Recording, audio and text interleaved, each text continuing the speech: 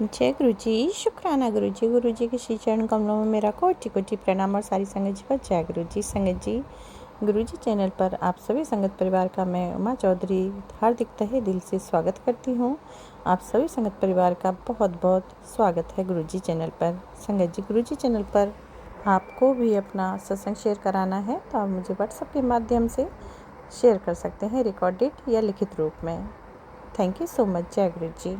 तो संगत जी, मैं आप सभी संगत परिवार के समक्ष रखने जा रही हूँ, जो संगत परिवार से ही गुरु जी की प्यारी बेटी हैं, गुजरात से हैं, और माधवी जी का ये शुक्राना सत्संग है। गुरु जी महाराज ने कैसे उन्हें ब्लेस किया है, कैसे उनको कष्टों से बाहर निकाला है।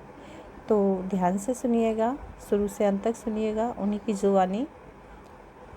ओम नमः शिवाय, शिव जी सदा सहाय। ओम नमः शिवाय, गुरु जी सदा सहाय। जय गुरु जी, शुक्राना गुरु जी। मैं गुरु जी महाराज से प्रार्थना करती हूँ सभी संगत परिवार के लिए, गुरु जी महाराज सभी का कल्याण करें, सभी को कष्ट मुक्त करें, जो भी परेशानियां हैं सभी को दूर करें, जो भी ब्लैक मैजिक हो, नेगेटिविटी हो, सभी को काटें।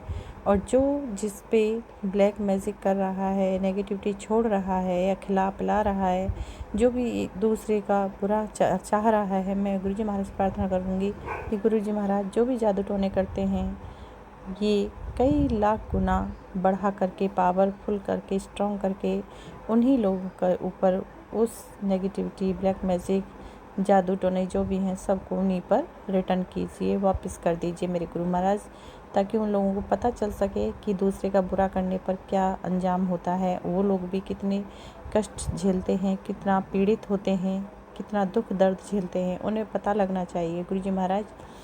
तो संगत जी, चलिए सुनते हैं गुजरात से माधवी जी का ये उन्हीं की जुबानी सत्संग। जय गुरु जी।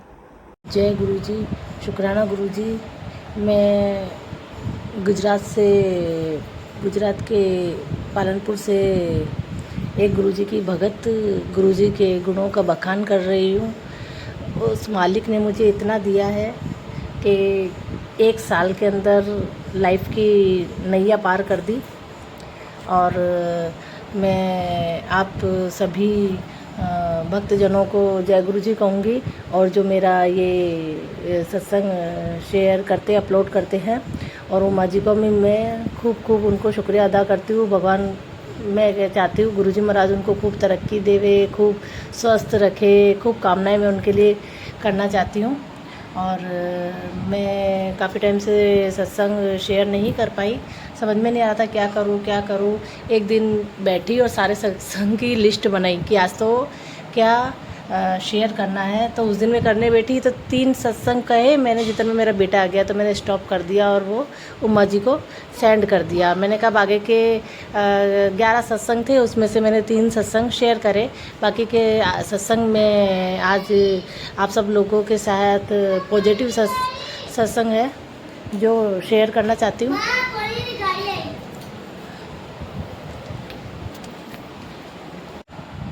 अब मैं अपना सत्संग स्टार्ट करती हूँ। बीच में मेरा बच्चा आ गया था, इसलिए मुझे सत्संग स्टॉप करना पड़ा, और मैं कंटिन्यू सत्संग चालू रखती हूँ।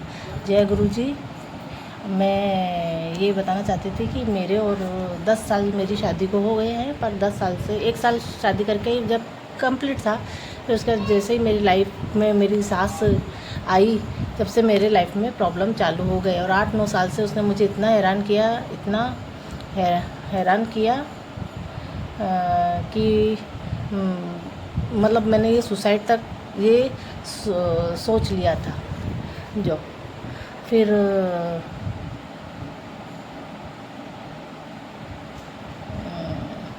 मेरी लाइफ, अभी मेरी सास थोड़ा अलग रहती है तो मेरी लाइफ बहुत थोड़ी गुरु जी महाराज की कृपा से पटरी पे आई है, और मैं उनका बहुत बहुत धन्यवाद देती हूँ, शुक्रिया अदा करती हूँ। और मैं आपसे एक और सत्संग शेयर करती हूँ कि मेरे सास, अभी उनको 2 साल से डायबिटीज़ है, और डायबिटीज़ की वजह से उनको कोई ना कोई तकलीफ़ चालू हुई है। तो अभी पिछले साल से उन्होंने 4 बार एडमिट करा दिया हॉस्पिटल में, और उनको मतलब फेफड़ों में पानी भर गया था। और उन लोग 2-3 डॉक्टर से कंसल्ट किया तो पता चला कि भाई आगे ये कैंसर की भी संभावना है। पर मैंने गुरुजी महाराज से प्रार्थना करी है, गुरुजी महाराज भले उन्होंने मेरे साथ कुछ भी गलत किया है, चाहे जो भी किया है, पर उन्हें कैंसर ना हो। और क्योंकि पहले मेरे हस्बैंड को हो गया था 6 महीने पहले, 8 महीने पहले मेरे हस्बैंड को हो गया था, वो गुरुजी महाराज ने ठीक किया। और मैं नहीं चाहती कि अब ऐसी प्रॉब्लम वापस घर में आए, वापस से ये सब रोना धोना, पैसे का पानी होना, सब डॉक्टरों के चक्कर। तो मैंने गुरुजी महाराज से प्रार्थना करी कि मेरे सास को उन्होंने कैंसर मुक्त किया। मैं बहुत बहुत शुक्राना अदा करती हूँ गुरुजी महाराज। और अब मैं एक नया सत्संग गुरुजी महाराज से ये शेयर करना चाहती हूँ कि पहले मैं कुछ भी खाती थी तो मुझे बनाती थी तो मुझे याद रहता था कि मुझे गुरुजी महाराज को भोग लगाना है। फिर जब खाने का टाइम आता था तो मैं एकदम भूल जाती थी। परिवार में बच्चे भी है, हस्बैंड भी है, तो उनको देने के चक्कर में, सबको खिलाने के चक्कर में फिर मैंने गुरुजी महाराज से अरदास लगाई है, गुरुजी महाराज की जब भी मैं खाने पे बैठूँ या मैं कोई वस्तु बनाऊँ तो मैं सबसे पहला भोग, कोई नई वस्तु बनाऊँ तो पहला भोग मैं आपको समर्पित करूँ, अर्पित करूँ। तो गुरुजी महाराज ने मेरी ये भी इच्छा पूरी करी कि मैं जब भी अब बनाती हूँ तो मुझे याद आ जाता है नहीं गुरुजी महाराज के आज भोग लगाना है। तो मैं जब भी कोई नई वस्तु बनाती हूँ या कुछ भी मुझे ऐसा लगता है कि हाँ लगाना चाहिए, तो गुरुजी महाराज मुझे याद दिला देते हैं और मैं गुरुजी महाराज को भोग लगा देती हूँ। तो गुरुजी महाराज ने मेरी ये भी इच्छा पूरी करी और मैं खूब उनको शुक्रिया अदा करना चाहती हूँ। और मैं अभी 2 महीने मेरे पियर गई थी, वहाँ मेरे भैया भाभी ने खूब मेरी मम्मी का जीना आराम कर दिया है। एक्चुअली वो सौतेले हैं मेरे भाई, और भाभी आई है अभी, उसकी भी रीमैरिज हुई है, उसने भी मम्मी का जीना आराम कराया। मम्मी की पेंशन से पूरा घर चलता था तो मम्मी अच्छे लगते थे। पर अभी जब भाभी गलत लाइन पे चली गई तो मम्मी ने अपना हाथ खींच लिया। तो वो लोगों ने, मेरे भैया भाभी ने मेरी मम्मी से बात करना भी बंद कर दी, दोनों बच्चों को बात कराना भी बंद कर दी। तो इतना हुआ तो मैं वहाँ गई तो पता नहीं, देखो साल भर हो गया मेरे घर अभी तक गुरुजी महाराज नहीं आए, सिर्फ मोबाइल में विराजमान है। लेकिन वहाँ पता नहीं, मुझे लगा कि मम्मी के पास तो एंड्रॉयड मोबाइल ही नहीं है। तो फिर मुझे यूँ लगा कि मैं है ना, मम्मी को मैंने एक मोबाइल में से इमेज निकलवा के पोस्ट कार्ड और फ़ोटो जैसे गुरुजी का वो स्वरूप मम्मी को मैं गिफ्ट करो या जो भी है उनको लेके दिया। मैंने वहाँ अपने घर में पियर में विराजमान किया कि मैंने कहा उनसे ये अरदास करी, गुरुजी महाराज मेरी मम्मी के आगे पीछे कोई बोलने वाला नहीं है। मैंने कहा वो लोग तो ऐसे मेरी मम्मी को रातों रात मार भी दे तो ही पता ना चले। तो मैंने गुरुजी महाराज से ये अरदास लगाई, गुरुजी महाराज आप यहाँ विराजमान रहो, मेरे घर को संभालो। मुझे नहीं पता, मेरे फादर नहीं है, भाई भी सौतेला है, कोई समझने वाला नहीं है, भाभी है वो तो महा महा महा महा हरामी बदमाश क्या बोल लो, गुंडे बोल लो, वो अपने माँ बाप से भी बात नहीं करती है। और ऐसे हमारे घर पे आई कि हमारे घर को उसने स्वर्ग जैसे घर को उसने नरक बना दिया, गलत आदमियों की संगत में ये सब उसके बच्चों को भी गलत सिखाती है बस। तो मैंने वहाँ विराजमान करा, जब से विराजमान किया गुरुजी महाराज मेरे घर में शांति है। और मेरी मम्मी को मंत्र जाप तो आता नहीं है, पर मैं लिख के आई, वो मम्मी बॉटल हाथ में लेके 7 बार गुरुजी महाराज का मंत्र जाप करती है, खुद भी पीती है और उनकी भैया भाभी की बॉटल्स और पानी में भी मिलाती है। तो अभी गुरुजी महाराज की कृपा से घर में शांति है। और बस मेरी मम्मी खुश है। और मेरी मम्मी के गर्दन में भी बहुत तकलीफ़ होती थी, 6 महीने खूब तकलीफ़ रही, खूब डॉक्टरों से इलाज करा दिया, दुनिया भर के एक्यूप्रेशर, वो दुनिया भर के डॉक्टरों से कम 25-30 हज़ार रुपये से भी ज़्यादा ऊपर ये गर्दन की तकलीफ़ में कराए। पर जैसे ही गुरुजी महाराज का उन्होंने जल प्रसाद चालू किया, उनकी गर्दन की तकलीफ़ कहाँ गई, छू मंतर हो गई, पता ही नहीं चला। इसलिए मैं गुरुजी महाराज से बहुत बहुत शुक्रिया अदा करती हूँ कि उन्होंने मेरा पियर पक्ष को भी संभाल लिया है। और मैं अब नया सत्संग आपसे शेयर करती हूँ कि गुरुजी महाराज ने, मेरे हस्बैंड को 8 महीने पहले ब्लड कैंसर हो गया था, पर गुरुजी महाराज ने उनको एकदम फूलों की तरह उस ब्लड कैंसर में से बाहर निकाला। हमें पता ही नहीं चलने दिया कहाँ से पैसों की व्यवस्था हुई, कहाँ से उनको ठीक हुआ। और आज तक हम जो दूसरों के ब्लड कैंसर के केस सुनते हैं तो वो बोलते हैं मुझे ये तकलीफ हुई, मुझे उल्टियाँ हुई, मुझे डोज लेते थे तो मुझे ये हुआ। तो मेरे हस्बैंड कहते हैं मुझे तो पता ही नहीं चला, बस पहले डोज में थोड़ी घबराहट और ये हुई थी, बाकी तो मुझे तो पता ही नहीं चला। मैं जब डोज लेने जाता था तो मैं रोज़ गुरुजी, मेरे हस्बैंड को जल प्रसाद गुरुजी का दोनों टाइम बना के उनको पिलाती थी। तो गुरुजी महाराज की इतनी बड़ी मेहर है कि मेरे हस्बैंड को पता ही नहीं चला और उनकी दवा ववा सब बंद हो गई और आज उन्हें कैंसर मुक्त कर दिया है और मुझे मेरे सुहाग लौटा दिया गुरुजी महाराज का। मैं बहुत बहुत उनको शुक्रिया अदा करती हूँ कि मालिक मेरी ज़िंदगी में हमेशा रहना, क्योंकि वो जब से आए मेरी ज़िंदगी स्वर्ग बन गई है। जो और फिर है हाँ, और मैं अब नया सत्संग और एक और शेयर करती हूँ कि मेरा बेटा 6 साल का है अभी, तो ये LKG HKG इसमें जाता है स्कूल के अंदर। तो वो 6 साल का है, लेकिन जब भी वो स्कूल जाता है ना तो गुरुजी महाराज को प्रार्थना करके जाता है 6 साल का बच्चा कि हे गुरुजी महाराज मेरे अंग संग रहना, मेरी दादी को ठीक कर देना, मुझे सद्बुद्धि देना, मैं पढ़ने में होशियार हूँ। मेरा 6 साल का बच्चा इतना समझता है। मैं इसलिए गुरुजी महाराज को बहुत बहुत शुक्रिया अदा करती हूँ। ज़रा सा कुछ आता है तो बोलते हैं जय गुरुजी महाराज, जैसे ज़ोर से जयकारा लगाता है, इतना मतलब मन प्रसन्न हो जाता है। मेरे हस्बैंड भी गुरुजी महाराज को पहले नहीं मानते थे, लेकिन जब मेरे हस्बैंड का कैंसर ठीक हो गया तो मेरे हस्बैंड भी उन्हें मानने लग गए बहुत।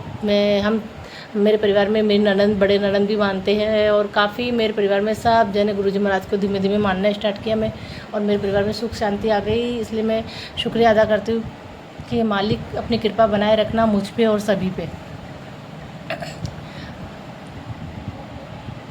और मैं गुरुजी महाराज पहले मैं सोचती थी मैं शादी हुई तो मुझे ऐसा लगता था बस मेरी लाइफ में मैं, मेरे हस्बैंड और मेरी मम्मी, हम 3 जने ही हैं।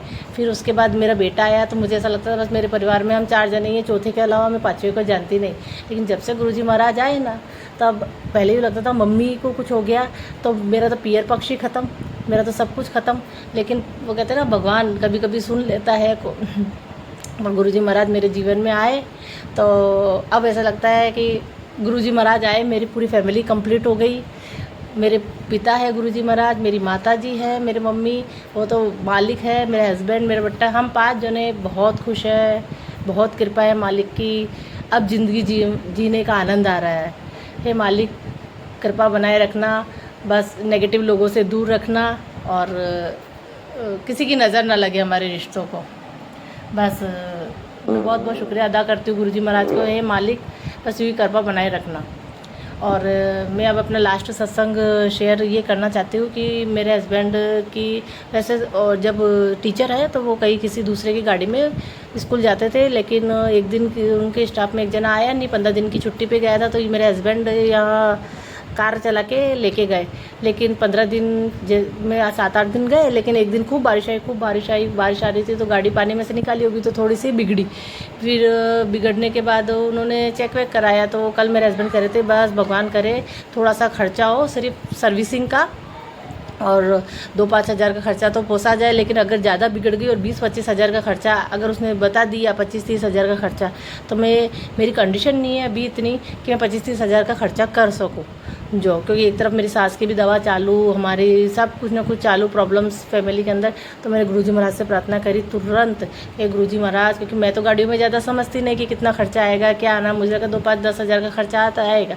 पर उन्होंने जब आज बोला ना सुबह, तो मैंने प्रार्थना करी कि गुरुजी महाराज मेरे हस्बैंड की गाड़ी जब सर्विस पे जाए तो बस 2-5 हज़ार में काम निपट जाए। गुरुजी महाराज 25-30 हज़ार का खर्चा ना आए, बस इतना मेरा मालिक मेहरबानी करना। फिर मैकेनिक का फ़ोन आया, उन्होंने कहा कि नहीं आपकी गाड़ी एकदम कंप्लीट है और सिर्फ सर्विस चार्ज ही लगेगा।